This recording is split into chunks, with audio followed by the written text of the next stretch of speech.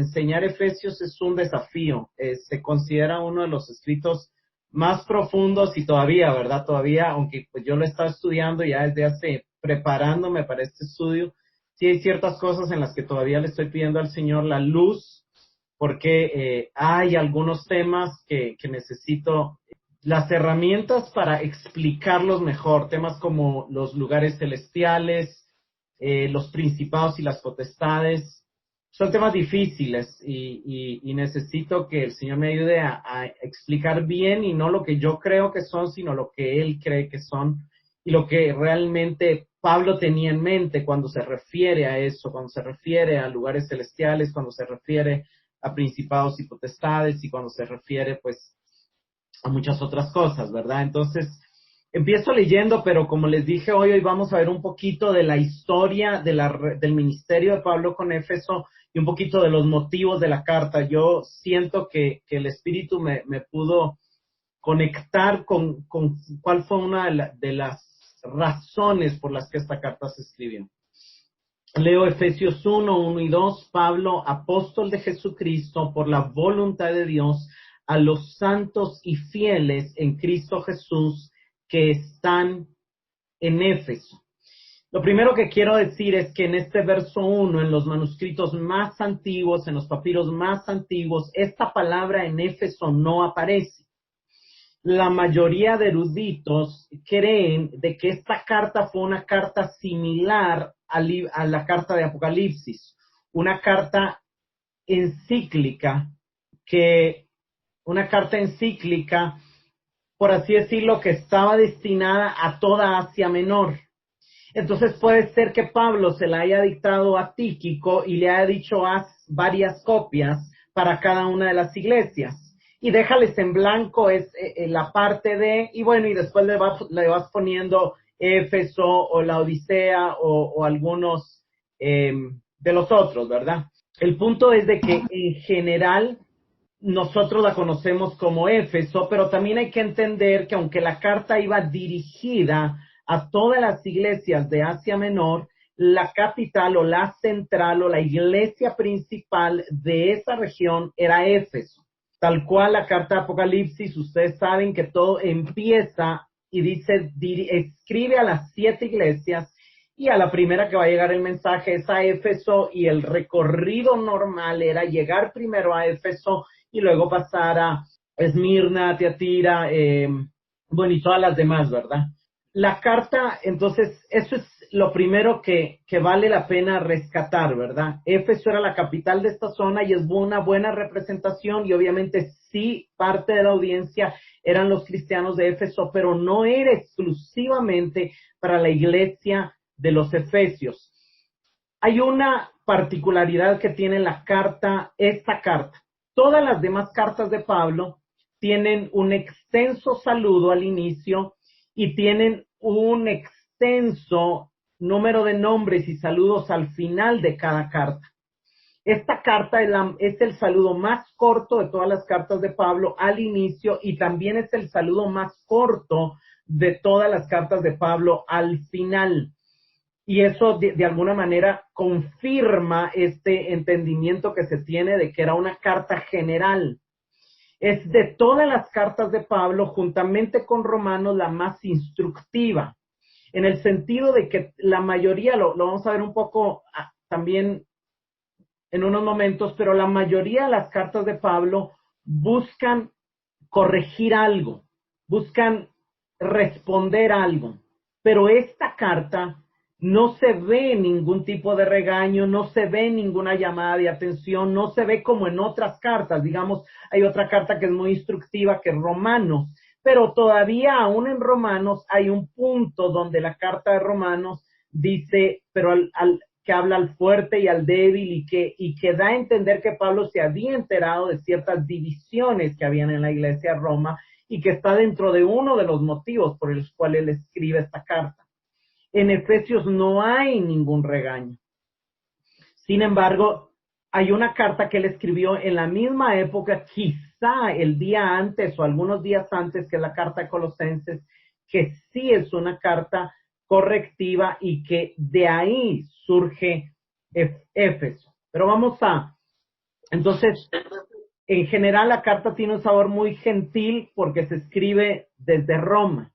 En Hechos vemos que Pablo alcanzó toda Asia Menor, pero la iglesia central, la iglesia principal fue Éfeso, eso lo vamos a ver. O sea, todas las demás iglesias de Asia Menor y aún la de Colosenses, que no está entre las de Apocalipsis, no las fundó Pablo. Pablo no estuvo en Esmirna, no estuvo en Tiatira, no estuvo en la Odisea, no estuvo en Colosas, sino que él, el lugar donde más tiempo estuvo en sus viajes misioneros fue Éfeso. El segundo lugar donde más tiempo estuvo fue Corinto. En Corinto él estuvo año y medio, aparte de visitas cortas que hizo, pero en ninguno de los otros lugares, aparte de los años que estuvo en preparación en Antioquía, pero como misionero, ya como apóstol en su labor apostólica, en la mayor parte de su tiempo fue en Éfeso, aparte el encarcelamiento en Roma, ¿verdad? Aunque en Roma aparentemente el encarcelamiento duró 2 años y de ahí pues él subió un poco más a Grecia y es posible que haya ido a España. Pero esos son detalles bien interesantes, ¿verdad? Quiero revisar rápidamente la historia de cómo el Evangelio llegó a Éfeso y ahí, bueno, vamos a también a leer algunos pasajes. Ustedes se recordarán, digamos, Pablo hace su primer viaje misionero, no voy a hablar del primer viaje misionero, pero al inicio del segundo viaje misionero, como Asia Menor era, por así decirlo, del Imperio Romano, obviamente lo principal era Roma, pero lo segundo después de Roma en esa época, en importancia, en comercio y en influencia era Asia Menor. Asia Menor tenía mucha importancia por la conexión que tenía hacia Roma por medio del mar y bueno, por la cercanía también con Palestina, Egipto y la demás parte del imperio, digamos, de este lado. Entonces, Pablo intenta ir a Asia en el segundo viaje misionero y Hechos 16 nos dice que le fue prohibido por el Espíritu Santo hablar la palabra en Asia. Eso llama la atención porque de alguna manera lo que nos muestra es que a veces nosotros tenemos la intención del espíritu de hacer algo, de llegar a alguna persona o algún lugar, pero no es el tiempo de Dios. Entonces Dios nos dice no, pero el no que Dios nos dice no es un no definitivo, sino es no es el tiempo aún, más adelante será el tiempo. Y así fue el no que Dios le dio en su segundo viaje misionero a Pablo. No es el tiempo de ir a Asia, y entonces, bueno, él terminó yendo a Macedonia, planta Filipos y se va para un poco más arriba, y de regreso es que él pasa a Éfeso, pero es hasta en el tercer viaje misionero que él se va a quedar 3 años en Éfeso. Una de las cosas que llama la atención en Éfeso es el nivel de idolatría que había. No lo vamos a leer, pero en Hechos 19 nos muestra cómo la gente se aferraba gritando horas y horas a Diana de los Efesios. Eran muy idólatras y es muy interesante ver cómo Dios cambió sus corazones para ser verdaderos adoradores. Fue hasta en el regreso del segundo viaje misionero que en Hechos 18, los últimos versículos, Hechos 18, 19 al 21, no lo vamos a leer, pero básicamente nos muestra que Pablo llega a Éfeso como de viaje y deja ahí, él andaba con Priscila y Aquila en el ministerio, él estaba saliendo de Corinto, él iba hacia Jerusalén y en el camino tiene que pasar por Éfeso. En Éfeso estaba ministrando a Apolos y entonces él deja a Priscila y Aquila, 2 colaboradores de él en el ministerio que habían ya sido parte de la iglesia de Roma y que por un edicto de Claudio habían tenido que salir a Corinto y que habían sido discipulados con Pablo. Pablo por Corinto sabe del ministerio de Apolos, que era muy bueno en las escrituras y que demostraba con las escrituras que Cristo era el Mesías, pero que le faltaba algún tipo de entendimiento del nuevo pacto principalmente. Y entonces deja a Priscila y Aquila en Éfeso, pero él no se queda en Éfeso. Le piden que se quede, pero él dice que no es el momento. Entonces él les dice, volveré otra vez. Priscila y Aquila pues se contactan con Apolos y le enseñan un poquito más del nuevo pacto, digamos la diferencia entre el mensaje de Juan el Bautista y el mensaje de la revelación que Pablo había recibido. Y más adelante Pablo regresa a Antioquía y entonces después de salir en su tercer viaje misionero, primeramente a las iglesias de Galacia y de Frigia, confirma la fe de los discípulos y entonces llega a Éfeso. Cuando Pablo llega a Éfeso, estamos hablando históricamente más o menos en el año 54. Pablo estuvo en Éfeso del 54 al 57 de nuestra era. Entonces, cuando Pablo llega a Éfeso, Apolos, que había estado en Éfeso, se había movido a Corinto juntamente quizá con Priscila y Aquila a enseñar, y de alguna manera cuando Pablo llega a Éfeso ya no está con Apolos ahí, pero se encuentra con algunos discípulos, ¿verdad? Y se da cuenta de que Apolos no tenía muy claro el tema del Espíritu Santo. No voy a hablar no voy a entrar en ese detalle porque eso sería enseñar Hechos y no Efesios. Pero básicamente quiero ir a Hechos 19 del 8 al 10. Dice, y entrando Pablo en la sinagoga, habló con denuedo por espacio de 3 meses, discutiendo y persuadiendo acerca del reino de Dios. Pero endureciéndose algunos y no creyendo, maldiciendo el camino delante de la multitud, se apartó Pablo de ellos y separó a los discípulos, discutiendo cada día en la escuela de uno llamado Tirano. Así continuó por espacio de 2 años, de manera que todos los que habitaban Asia, judíos y griegos, oyeron la palabra del Señor. Vean qué interesante. Pablo llegó y primero estuvo 3 meses en la sinagoga y estuvo hablando del reino de Dios, estuvo hablando de Cristo, estuvo hablando de su primera venida, estuvo hablando de su segunda venida. No tengo el tiempo para entrar en detalle del mensaje del reino, pero básicamente cuando la Biblia habla del reino, habla de ese hijo de David que ya vino, que ya cumplió, que empezó el reino en misterio, que empezó el reino de una manera en los corazones y que va a venir por segunda vez a reinar sobre la tierra, a establecer la paz y la justicia eterna que estaba profetizada por los profetas del Antiguo Testamento. Todas esas cosas abarcan el tema de la mención del reino, ¿verdad? La mención del reino es cómo Dios estableció su gobierno primero en el ámbito espiritual para luego lo va a venir a establecer en su segunda venida en el ámbito terrenal. Pero ya Dios está reinando, pero está reinando ahorita de manera oculta, de manera espiritual. Y eso es parte de lo que Pablo explicaba. Y yo creo que en el estudio de la carta, pues vamos también a tener un poco de entendimiento acerca del reino. Entonces, lo que me llama la atención es que algunos se endurecieron, algunos de los judíos no querían aceptar que Jesús era el Mesías y empezaron a hablar mal de que Jesús era el camino, de esta creencia que Jesús era el camino, pero entonces, ¿qué hizo Pablo? Se apartó por 2 años a la escuela de Tirano. Es muy probable que Tirano, o sea, el nombre Tirano es su nombre griego y es muy probable que él tenía una escuela de filosofía, él tenía una escuela de la filosofía quizá de Platón, de Aristóteles, no sabemos, obviamente estudiaban quizá el idioma griego y toda la cultura grecorromana, pero le abrió la puerta a Pablo y entonces muchos han dicho de que este es el primer seminario de la historia. Se cree de que aquí es bien interesante porque dice que Pablo discutía diariamente.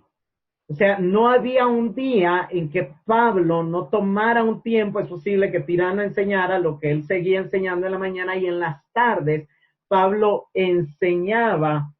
Y vamos a ver más adelante por Hechos 20 que es posible que Pablo haya hecho un estudio exhaustivo de todo el Antiguo Testamento, de toda la Biblia de ese entonces y quizá aún de alguno de los evangelios. Es posible que el evangelio de Mateo ya existiera y ya estuviera circulando para ese entonces, aunque no hay mucha certeza.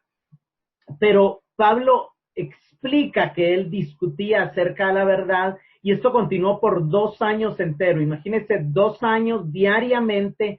O sea, Pablo predicó más de 700 mensajes en esos 2 años. En esos 2 años él preparó gente, en esos 2 años él capacitó líderes, él capacitó misioneros, él capacitó ancianos. En esos 2 años Epafras aprendió a los pies de Pablo, quizá no los 2 años, pero sí una buena parte, y luego va Epafras y regresa a Colosas y planta la iglesia de Colosenses que se reunía en la casa de Filemón. Pero la Biblia dice claramente, vean Hechos 19:10, de manera que todos los que vivían en Asia oyeron la palabra del Señor, tanto judíos como griegos. O sea, Pablo no viajó por toda Asia. Pablo estuvo 2 años sin parar ni un solo día enseñando en la escuela de Tirano. Pero los que oían a Pablo llevaron la palabra a todas las regiones de Asia, cuando obviamente la Biblia dice todos los que vivían en Asia, no quiere decir que cada persona en específica de los que vivían en Asia, pero sí quiere decir que cada aldea, cada ciudad, cada región en específico tuvo un misionero, tuvo un predicador que estaba llevando la palabra de Dios, que estaba aprendiendo de Pablo en la escuela de Tirano. No sabemos cómo se dio, pero fue un movimiento multiplicador de iglesias muy evidente en esa época, ¿verdad? Como les dije, dentro de estas personas está Epafras, que vamos a ver que abrió la iglesia de Colosenses. Y para esto quiero que Andrea me ayude con Colosenses 1, del 5 al 8. Colosenses 1:5 al 8. Por favor. A causa de la esperanza que os está guardada en los cielos, de la cual ya habéis oído por la palabra verdadera del Evangelio, que ha llegado hasta vosotros, así como a todo el mundo, y lleva fruto y crece también en vosotros, desde el día que oísteis y conocisteis la gracia de Dios en verdad, como lo habéis aprendido de Epafras, nuestro consiervo amado, que es un fiel ministro de Cristo para vosotros, quien también nos ha declarado vuestro amor en el Espíritu. Vemos como lo habéis aprendido de Epafras. Entonces, la iglesia de Colosas no oyó la palabra de la boca de Pablo, la oyó de la boca de Epafras, pero fue la verdadera palabra del Evangelio. ¿Por qué? Porque fue lo que aprendió de Pablo. Otra de las cosas muy interesantes es que Éfeso fue un lugar de avivamiento. No lo vamos a leer, pero en el capítulo 19, versos 11 y 12, nos cuentan que Dios hizo grandes milagros, extraordinarios milagros a través de Pablo, sanidades y liberación de demonios, respaldando que él había sido enviado por Cristo. Y se ve tanto el avivamiento, que el avivamiento se resume en Hechos 19, del 17 al 20. No sé si Dan y Sacar me querés ayudar ahí. Hechos 19, del 19 al 20. Del 17. 17, ok.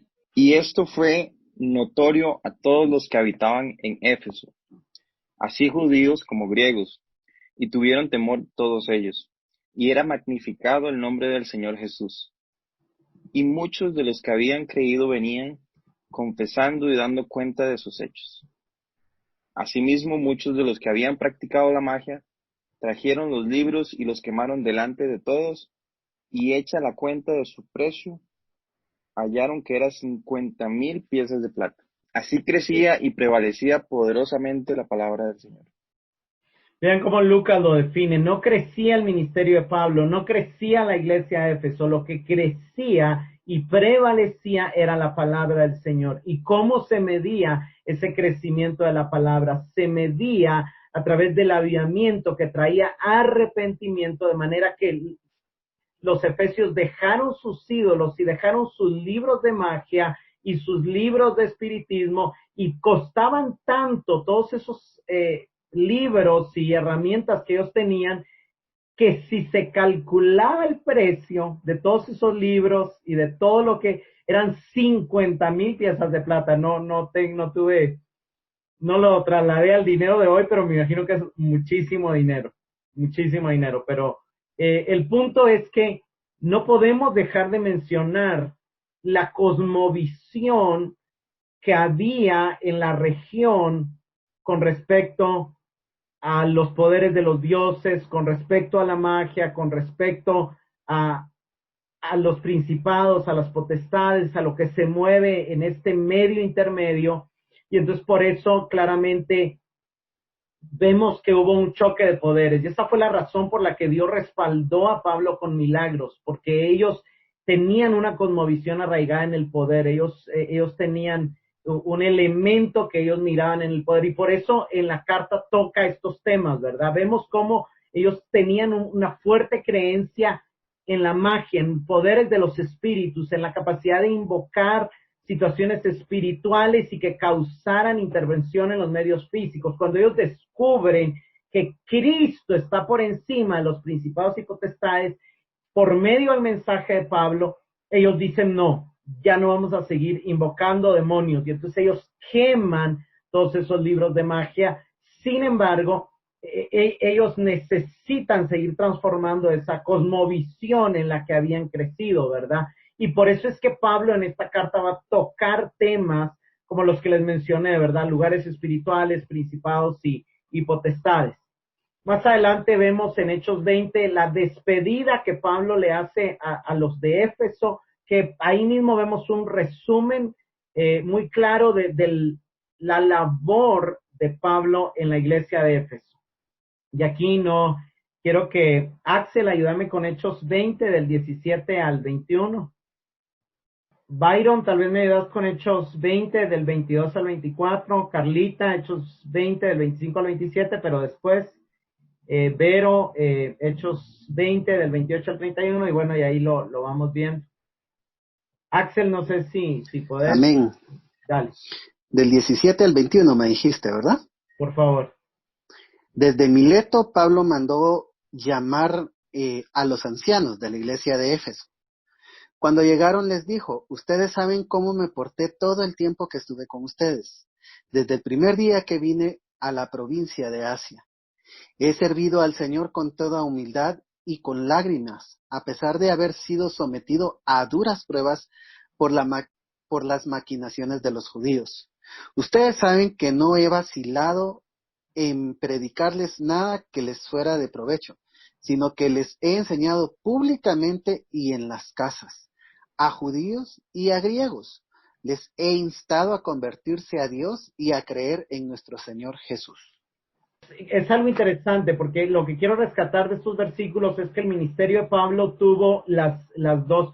Una de las cosas que yo comentaba con algunos hace unos días es, yo veo la importancia, a mí me bendice mucho, me gustaría que todos se conocieran entre ustedes, pero a la mayoría de ustedes yo los conozco. Hay personas que se están uniendo, que es un gozo también, pero que conocen algunos de los que están, pero Pablo no se contentaba solamente con trasladar información en la escuela de Tirano. Él también tenía un ministerio donde él buscaba desarrollar relaciones estrechas con las personas, y aunque enseñaba públicamente, y al decir públicamente se refiere a las sinagogas, los 3 meses y a los 2 años en la escuela de Tirano, también iba de casa en casa. O sea, también él iba a visitar, no sé si después de haber enseñado en la escuela de Tirano o antes o en otra parte del día, pero vemos que él dice, yo prediqué públicamente y también de casa en casa. Y también hay que entender, ¿verdad?, que la predicación de casa en casa no necesariamente es tan formal como la predicación públicamente,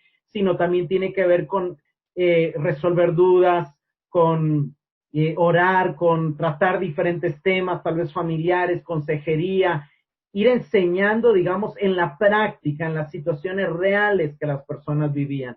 Y eso es algo que también vale la pena resaltarlo porque es una responsabilidad de los que hemos sido llamados al ministerio. Y yo sé que, digamos, a mí me bendice que yo sé que algunos de los que aquí están son líderes, son ministros, dirigen a otros, guían a otros, y esa es una bendición. O lo van a hacer, ¿verdad? O Dios los está preparando para en algo.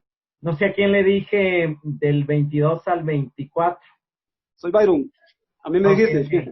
Ahora he aquí, ligado yo en espíritu, voy a Jerusalén sin saber lo que allá me ha de acontecer, salvo que el Espíritu Santo por todas las ciudades me dé testimonio diciendo que me esperan prisiones y tribulaciones. Pero de ninguna cosa hago caso, ni estimo preciosa mi vida para mí mismo, con tal que acabe mi carrera con gozo, el ministerio que recibo del Señor Jesús para dar testimonio del Evangelio de la gracia de Dios. Amén, va. Sí, lo que quiero rescatar de aquí, algo que Pablo tal vez aquí no lo dice tan claro, pero en la carta de Colosenses o Filipenses, si no mal recuerdo, sí lo dice, es que él está consciente que no ha terminado su carrera. Y esa misma conciencia de no haber terminado su carrera es también la misma conciencia de no haber aprendido todo lo que él tiene que aprender y de todavía enseñarle a la iglesia por el ejemplo que aunque ya les explicó todo el Antiguo Testamento a la luz del Nuevo Pacto y a la luz de la venida de Cristo, todavía hay por aprender, todavía hay por crecer, todavía hay por cambiar. Y de alguna manera aquí está él dejando la puerta abierta para esta carta que vamos a estudiar, que él va a escribir aproximadamente 4 años después de este momento en que él se está despidiendo de esta iglesia. Carlita, Hechos 20 al 25 al 27. Y ahora, he aquí, yo sé que ninguno de todos vosotros, entre quienes he pasado predicando el reino de Dios, verá más mi rostro. Por tanto, yo os protesto en el día de hoy que estoy limpio de la sangre de todos, porque no he rehuido anunciaros todo el consejo de Dios. Es lo que acabo de decir, ¿verdad? Él les anunció toda la palabra, todo el consejo, todo el Antiguo Testamento. O sea, quisiéramos tener esas grabaciones, quisiéramos que lo hubiera hecho por Zoom y lo hubiera grabado, o quisiéramos al menos tener los bosquejos de sus mensajes. Lastimosamente Dios no quiso que los tuviéramos, pero es impresionante, ¿verdad? O sea, él se basaba en las Escrituras para predicar y se basó en todo el Antiguo Testamento para enseñar en la escuela de Tirano, y por eso se cree que ese fue el primer seminario de la historia, ¿verdad? La primera escuela teológica de la historia. Entonces, es maravilloso y también es impactante que les dice, soy inocente de la sangre de todos, porque todo lo que la Biblia dice ya se los expliqué. Y eso es muy, muy fuerte, ¿verdad? Vero, Hechos 20 del 28 al 31. Velen por ustedes y por todo el rebaño sobre el cual el Espíritu Santo los ha constituido guardianes para apacentar a la iglesia de Dios, que él adquirió al precio de su propia sangre. Yo sé que después de mi partida se introducirán entre ustedes lobos rapaces que perdonarán el rebaño. Y aún de entre ustedes mismos surgirán hombres que tratarán de arrastrar a los discípulos con doctrinas perniciosas. Velen entonces y recuerden que durante 3 años de noche y de día no he cesado de aconsejar con lágrimas a cada uno de ustedes.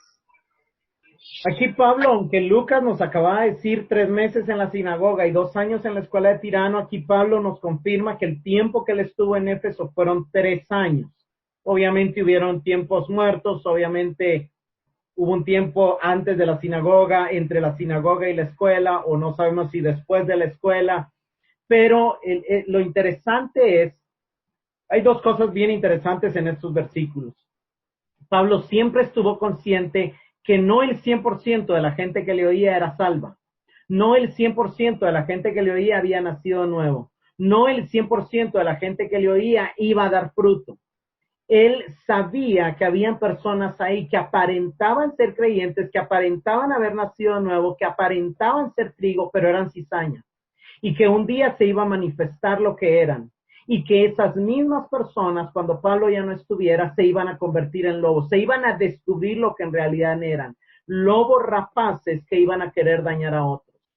Y es algo bien tremendo porque dice, de entre ustedes mismos se levantarán algunos hablando cosas perversas para arrastrar a los discípulos detrás de sí.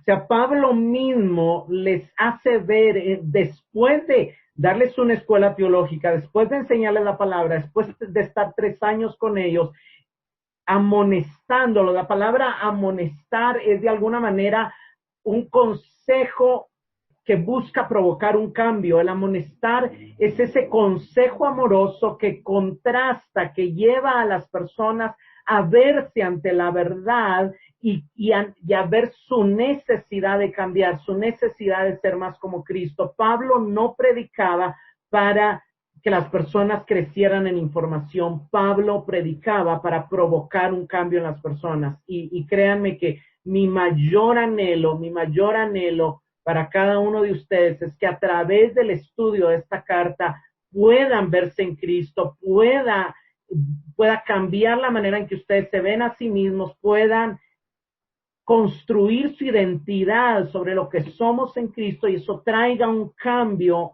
a su manera de vivir, a su manera de actuar, a su manera de responder ante las circunstancias, porque más adelante lo iba a decir, pero diciéndolo de una vez, Efesios se considera, dentro de muchas otras cosas, una carta escrita para millonarios que viven como pordioseros, pero que no saben las riquezas que tienen, y que es una oportunidad para que puedan ver que son millonarios y dejen de vivir como pordioseros y puedan hacer uso de los recursos que tienen como millonarios que son.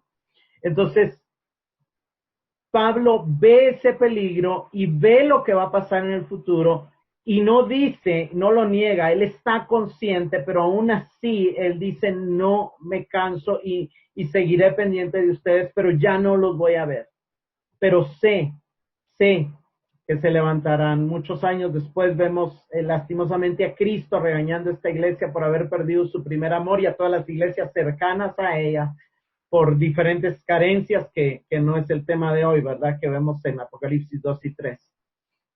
Pero es bien interesante también cuando Pablo dice que con lágrimas, también hay que entender la cultura es mucho más, era mucho más expresiva, los hebreos eran en ese tiempo, digamos, más sueltos. Yo creo que no necesitamos estar siempre llorando, ¿verdad? Para realmente buscar el cambio a las demás personas. Cada uno tenemos, pero sí se necesita honestidad, sí se necesita ser genuino. ¿Me ayudas con Hechos 20, del 32 al 38? Yo lo tengo. Dice, ahora los encomiendo al Señor y a la palabra de su gracia, que tiene poder para construir el edificio y darles la parte de la herencia que les corresponde, con todos los que han sido santificados. En cuanto a mí, no he deseado ni plata, ni oro, ni los bienes de nadie. Ustedes saben que con mis propias manos he atendido a mis necesidades y a las de mis compañeros. De todas las maneras posibles les he mostrado que así, trabajando duramente, se debe ayudar a los débiles, y que es preciso recordar las palabras del Señor Jesús. La felicidad está más en dar que en recibir. Después de decirles esto, se arrodilló y oró junto con ellos. Todos se pusieron a llorar, abrazaron a Pablo y lo besaron afectuosamente, apenados sobre todo porque les había dicho que ya no volverían a verlo. Después lo acompañaron hasta el barco. Podría tenerme mucho, pero por causa del tiempo, quiero resaltar el nivel de amor, el nivel de afecto que se desarrolló en ellos, cómo cuando supieron que no iban a ver a Pablo, comenzaron a llorar desconsoladamente. Y cómo Pablo le recuerda algo muy importante que Dios nos recuerda siempre. Dios nos ha bendecido para ayudar a los débiles. Tenemos la responsabilidad de ayudar a otros. Pero lo que quiero rescatar, para mí lo más importante de esta sección es el verso 32. Os encomiendo a Dios y a la palabra de su gracia. Pablo dice, su vida, su crecimiento, su continuación no depende de mí. Depende de Dios y de la palabra. Yo ya les expliqué la palabra, pero sigan estudiándola, sigan ahondando, sigan meditando, porque van a seguir encontrando tesoros en ella, porque ella los va a seguir fortaleciendo, porque ella los va a seguir, porque cuando la vuelvan a leer, van a recordar, van a entender mejor, se les va a aclarar más el panorama. Ella es poderosa para edificarlos y para daros la herencia. O sea, Pablo desde ya les había enseñado el concepto de herencia cuando estuvo con ellos en Éfeso, y en su despedida les dice, la herencia a la que yo les hablé, la van a recibir, se va a hacer realidad en ustedes, van a participar de ella en la medida que estudien la palabra, y luego en esta carta que, como ya dije, se escribe 4 años después, les vuelve a recordar y a explicar quizá con más amplitud algo de lo que de la herencia ya les había explicado. Entonces, con cuánto amor ellos habrían recibido esta carta 4 años después. O sea, cuánta atención le iban a poner. Seguramente le pusieron mucha atención a esta carta por el amor que se ve que lograron construir en él. Algo interesante es que alrededor de estas fechas, desde Éfeso, Pablo escribió Corinto, y un poquito los primeros, la primera época. Ya para despedirse de Éfeso fue escrito Romanos, aunque Romanos la escribió desde Corintio, porque a quien manda es a Febe, que está en Cencrea, que es un lugar de Corinto, pero él viajaba, o sea, Éfeso y Corinto están pues relativamente cerca, ¿verdad? Unos 3 años después él estaba encarcelado en Roma. Y desde esa cárcel en Roma, él escribió esta carta que vamos a estudiar. De manera muy general, el tema de la carta a los Efesios es poniendo en práctica nuestra posición en Cristo. Cuando nosotros analizamos el propósito de la carta, voy a leer lo que, bueno, me enseñaron en la universidad. Pablo mostró a los cristianos gentiles de Éfeso su lugar en el propósito de Dios como iglesia y les animó a evidenciar su llamado en su conducta amorosa. Otro comentario dice que el tema clave de la carta es la unidad de nosotros con Cristo, la unidad de los judíos y gentiles, la unidad de la iglesia y la unidad entre los miembros de la iglesia. Según la guía esencial de la Biblia, Efesios presenta a la iglesia como el centro de atención de la expresión de la gloria de Dios para siempre. O sea, los temas que más se repiten en la carta a los Efesios es Cristo, es en Cristo, es la iglesia, es la gloria de Dios y es el evangelio. Y cómo se aplica o cómo se ve eso en nuestra vida. El texto clave podría decirse que es Efesios 3, del 10 al 11, que dice básicamente: a fin de que la infinita sabiduría de Dios sea ahora dada a conocer por medio de la iglesia a los principados y potestades en lugares celestiales conforme al propósito eterno que se llevó a cabo en Cristo Jesús, Señor nuestro. En un resumen muy general, Pablo inicia explicando que por su propia voluntad y para su gloria, Dios nos predestinó para ser sus hijos. Nos dio toda bendición espiritual y nos selló con su espíritu para garantizarlo. Todo esto provoca en Pablo un agradecimiento que expresa al inicio de esta carta y que vamos a empezar a ver la otra semana. Aunque el capítulo 1 fue una explicación muy clara de la salvación que vino de Dios y no de los méritos de los efesios, en el capítulo 2 Pablo, a diferencia de mostrar, como lo mostró en Romanos, de que todos somos pecadores, Pablo se va a un nivel mayor y dice que todos estábamos muertos espiritualmente y que la salvación no solamente es ser justificados, sino es resucitar con Cristo y que esa salvación se obtuvo por gracia y que aún la fe Dios no la dio. Pablo toca el tema para esa época histórica muy importante de cómo Dios unió en Cristo judíos y gentiles. En el capítulo 2.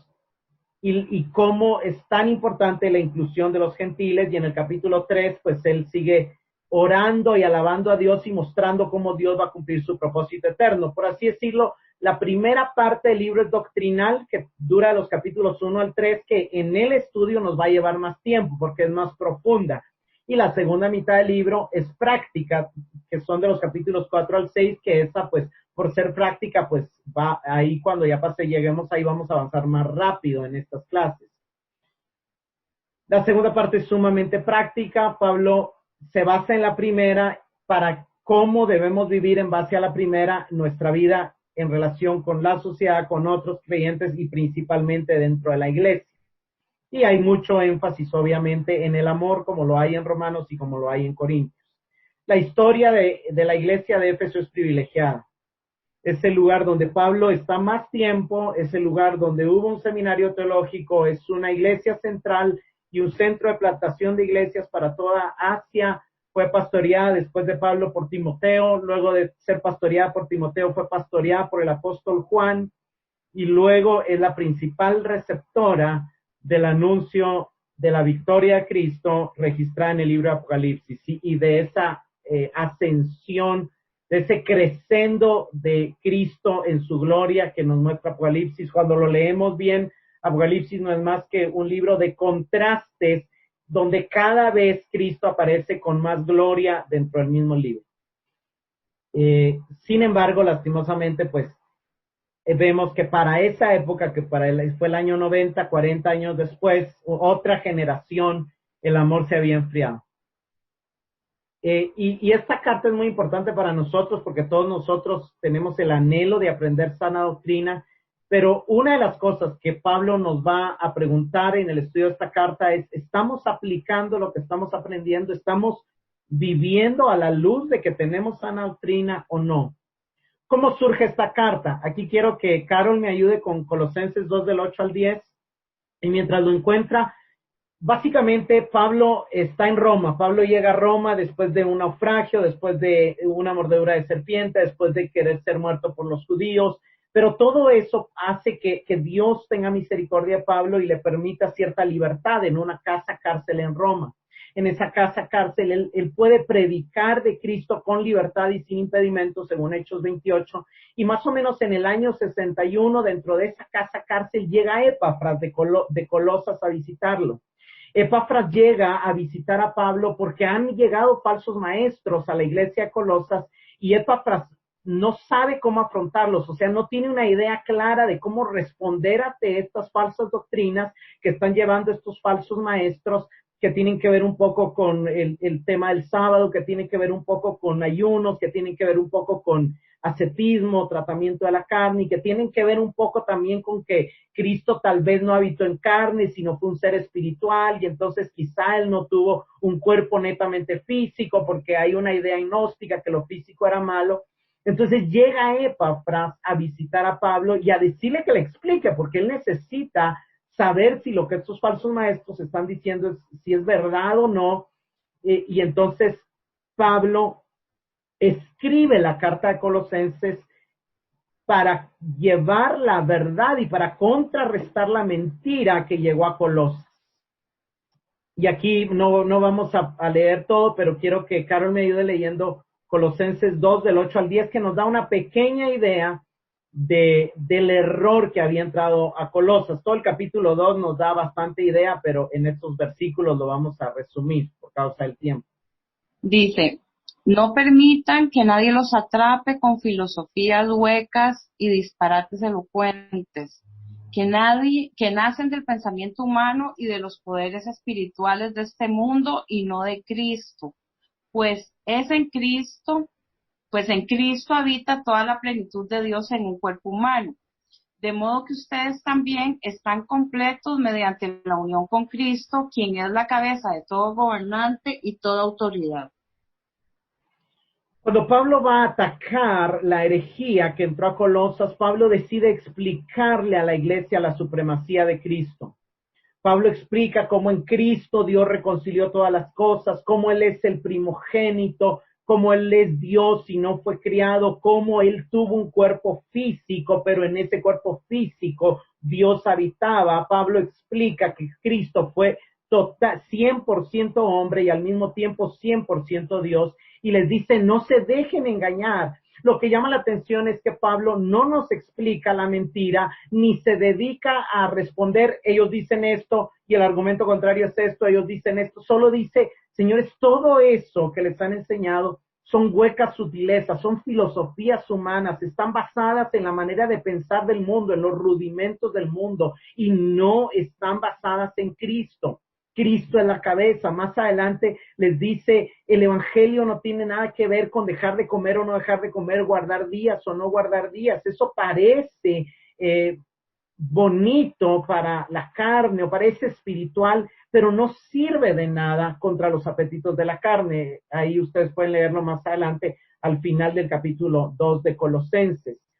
El punto es de que Pablo escribe esta carta para resaltar que en Cristo estamos completos. Vean el verso 10 de Colosenses 2, vosotros estáis completos en Él.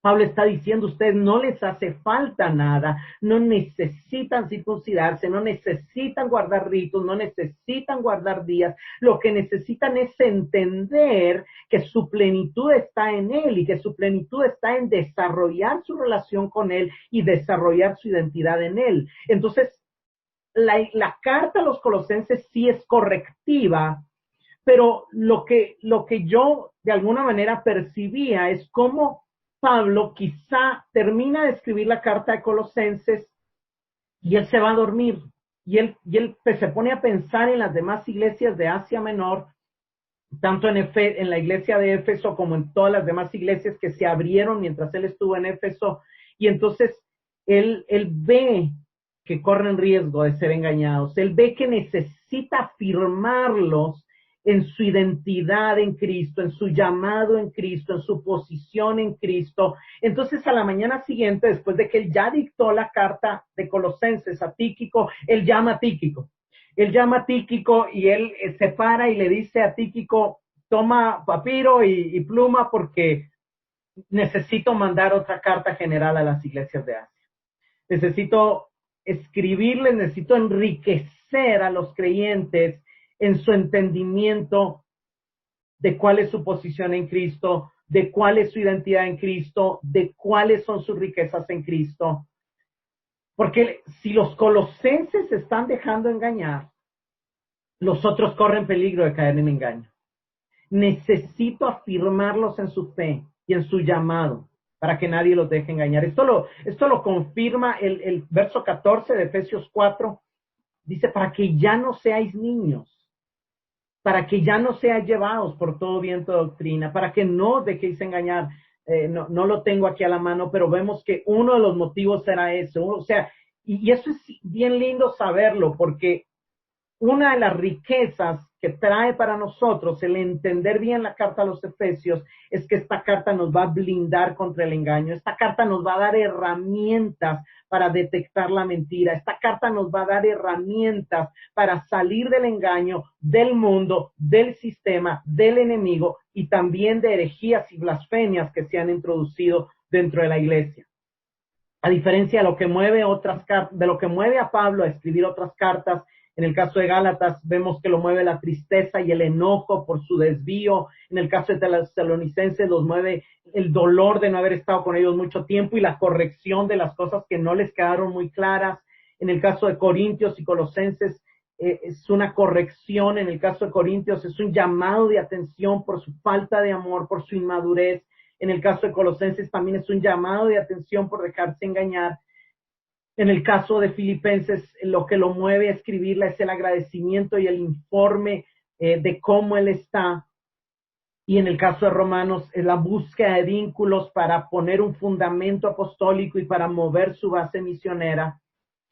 Sin embargo, aunque detrás está el anhelo de que los efesios y las iglesias de Asia no sean engañadas, uno de los motivos es el asombro. El asombro de que cuando él está dictando a Tíquico la carta a los colosenses, Dios le da luz y él permite, Dios le permite ver cuál es nuestra posición en Cristo. Él llega a un asombro que se ve en la primera oración de la carta. Él llega a un asombro de nuestra salvación, de la profundidad de nuestra salvación y surge en él esa necesidad de compartirle a los que él adiestró, a los que él instruyó, para que el entendimiento les guíe y puedan vivir a la luz de los recursos que tenemos en Cristo. Pablo empieza diciendo, Pablo, apóstol de Jesucristo por la voluntad de Dios. Él empieza estableciendo su llamado y la autoridad que él tiene de haber visto a Cristo resucitado y de haber ido al tercer cielo y de haber recibido revelaciones directamente de Cristo, y se dirige a los santos y fieles que están en Éfeso o en Asia Menor, si lo queremos decir así. El primer mensaje de Pablo a nosotros en esta carta es un recordatorio de nuestra identidad y llamado en Cristo. Nuestra identidad es santos. Fuimos apartados para Dios, hemos sido santificados y apartados para Dios desde nuestra conversión. Dios nos ve justos, Dios nos ve santos, y nuestro motivo de vivir cambió cuando creímos en Cristo. Y luego dice, y fieles. Y fieles es de alguna manera un recordatorio a permanecer en la fe, a permanecer en fidelidad. Un verdadero cristiano, a pesar de las pruebas, a pesar de las dificultades, permanecerá fiel. Y luego dice, gracia y paz a vosotros, Efesios 1:2, de parte de Dios nuestro Padre y del Señor Jesucristo. El primer deseo, algunos dicen que es la mezcla de un saludo romano que era gracia y del saludo hebreo que era shalom. Pero más allá, digamos, vemos la repetición de gracia, y gracia Pablo lo explicó en Romanos y se lo explicó a los Efesios como el medio de la salvación, de santificación, de transformación y de alcanzar victoria sobre el pecado y de convertir la debilidad en fortaleza, como él lo enseña en la carta a los Corintios. La gracia es el medio para crecer a la imagen de Cristo. Y paz en la mente judía es shalom, es prosperidad, es fruto. es un estado gobernante donde nuestras emociones no dependen de nuestras circunstancias, sino que se levantan por encima de ellas. De Dios nuestro Padre, no de un Dios lejano, no de un Dios como el Dios de los griegos, no de un Dios sin relación, no, de Dios que es cercano porque nos adoptó como sus hijos y es nuestro Padre. Y de Jesucristo y del Señor Jesucristo, de Jesucristo no solamente el Hijo de Dios, sino nuestro Señor, el nuestro Maestro, nuestro amo, nuestro capataz, porque si nos salvó, nos llamó a estar bajo su autoridad y a servirle. Señor, la palabra curios en el griego era el que era dueño de esclavos, y todos entendían del curios Jesucristo como una posición de gobierno y de autoridad. Esa era la cosmovisión en la época grecorromana de esta palabra. Es, como lo dije al principio, el saludo, y vamos a ver después la despedida, más cortos de todas las cartas de Pablo. En otras, pues él agrega un saludo introductorio más largo, buscando conectar con la iglesia. Pero aquí, después de este corto saludo, él prorrumpe en exaltación a Dios, y eso lo vamos a ver la otra semana. Bendito sea el Dios y Padre de nuestro Señor Jesucristo, que nos ha bendecido y nos ha redimido y nos ha adoptado. Y bueno, ahorita no lo sé de memoria, pero es impresionante porque yo me imagino y digo, yo quiero que nos concentremos en ese momento de motivación de Pablo a escribir la carta. Él escribió por los filipenses, obviamente, seguramente cuando llegó Epafras y le contó lo de los falsos maestros, se molestó por los falsos maestros, se molestó por los que les estaban poniendo atención, se molestó porque cómo era posible que se estaban dejando engañar, que se estaban desviando del evangelio. Pero luego, mientras le estaba dictando la carta a Tíquico, él empezó a ver a Cristo, empezó a ver nuestra unión con Cristo, empezó a ver la posición de Cristo, empezó a ver la salvación. Y entonces su emoción cambió quizá en la noche, quizá en la otra mañana, y se nota en la introducción de los Efesios que él escribe desde una expresión de profundo gozo, de profunda gratitud, de profunda exclamación, y entonces el saludo es muy corto. A los santos y fieles que están en Éfeso, gracia y paz delante de Dios nuestro Padre y el Señor Jesucristo, y inmediatamente empieza a alabar a Dios. Bendito Dios, bendito su nombre, bendita su gracia, qué gran salvación tenemos. Esa es la lectura que tenemos que tener de esta carta. Es quizá la carta que Pablo, aunque menciona más el gozo en Filipenses, es quizá esta carta es la que Pablo escribe desde un mayor asombro, más que todas las otras cartas, y por eso es también más profunda, por eso él también usa términos que se salen. Termino citando algunos comentarios y algunas cosas que se han dicho de Éfeso muy rápido. Rubén Pérez en su comentario dice, hablar de Efesios son palabras mayores, pues se trata sin lugar a dudas, junto con Romanos y Hebreos, de las cartas más profundas y teológicas de toda la Biblia. Conocida como la epístola del tercer cielo por su altura y grandeza teológica, es una carta tan inspiradora y elevadora que nos supera y que no todos pueden comprenderla ni asimilarla en su plenitud. Es una carta única donde se halla la esencia más vital y fundamental del cristianismo. Podríamos llegar a decir que es uno de los documentos más influyentes jamás escritos, junto con Salmos, Romanos y el Evangelio de Juan en cuanto al desarrollo y la vida cristiana. Romanos tiene 16 capítulos, Hebreos tiene 13, pero en tan solo 6 capítulos, Efesios es como mínimo igual o más profunda, rica y espectacular, pues abarca desde antes de la fundación del mundo y llega hasta más allá de nuestra resurrección. Si en Romanos Pablo comienza la carta con los hombres caídos, depravados y por tanto condenados sobre la tierra, aquí en Efesios, diferente a Romanos, empieza con los hombres escogidos en Cristo antes de la fundación del mundo, que están en los lugares celestiales. Es espectacular tanto que el propio autor, el apóstol Pablo, hace no una, sino 2 oraciones en medio de esta apabullante carta, pidiendo que nos sea revelado el pleno conocimiento y la comprensión de él. O sea, Pablo sabe que esta carta es tan profunda que él en el capítulo 1, verso 18 dice, yo oro para que se les abran los ojos y entiendan esto que quiero que entiendan. Y en el capítulo 3 dice, yo oro para que puedan conocer lo alto, lo ancho, lo profundo, lo extenso del amor de Dios. Daniel Carro en su comentario dice, la epístola a los Efesios presenta la gloria de Dios en la iglesia como cuerpo del cual Cristo es la cabeza. Pablo quiere confirmarles en la gloriosa tarea de vivir victoriosamente sobre la tierra para lo que es, ha sido y siempre será el propósito de Dios, su gloria eterna. El doctor Carver, profesor de misiones en el Seminario Bautista del Sur de los Estados Unidos, ha dicho, es el más grande escrito de toda la historia. El doctor William Barclay, conocido como comentarista bíblico y teólogo, la llama la reina de las epístolas. El doctor Liggett dice, Efesios es la corona y clímax del Nuevo Testamento.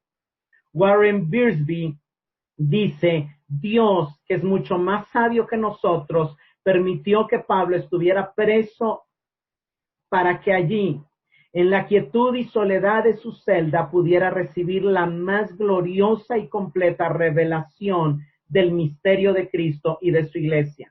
El tema de Efesios es las riquezas del creyente en Cristo. John Stott, un gran teólogo también y muy famoso, dice, sin perder de vista ese tema, quizá podamos analizar la carta de Efesios de la siguiente manera.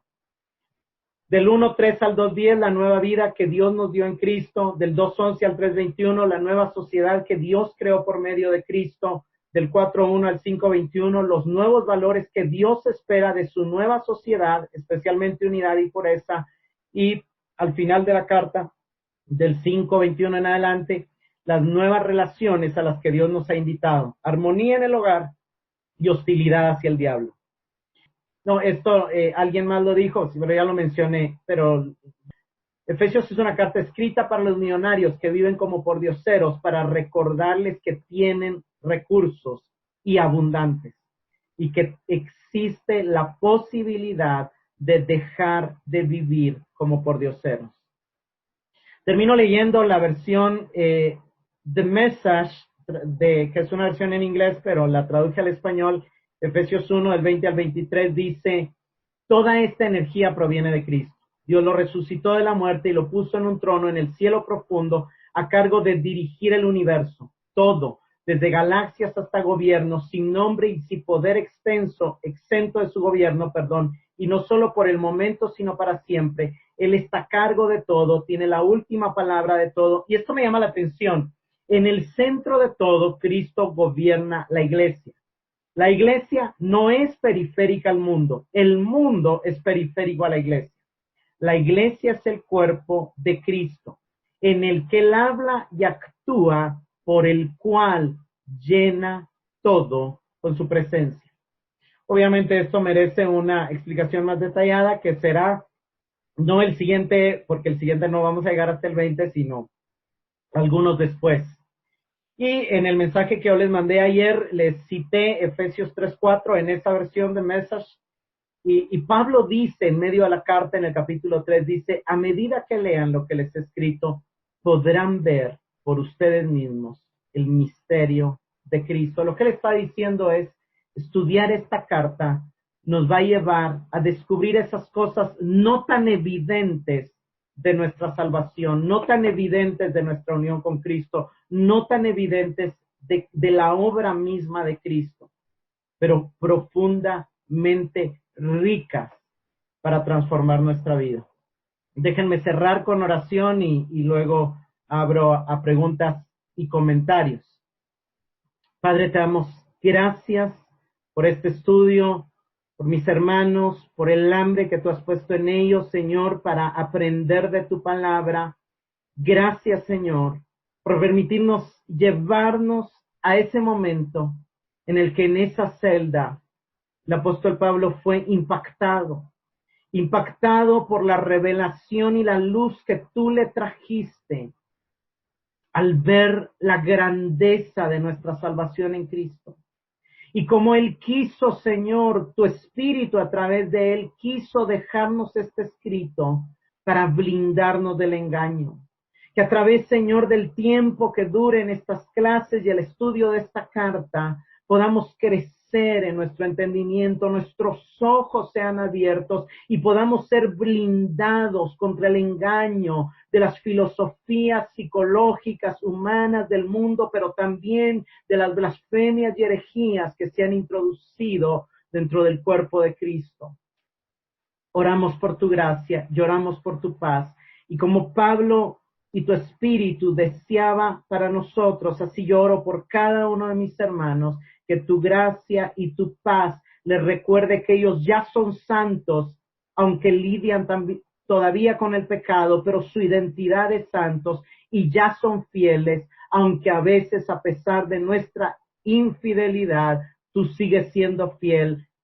Para ti somos santos y fieles. En el nombre de Jesús. Amén y amén.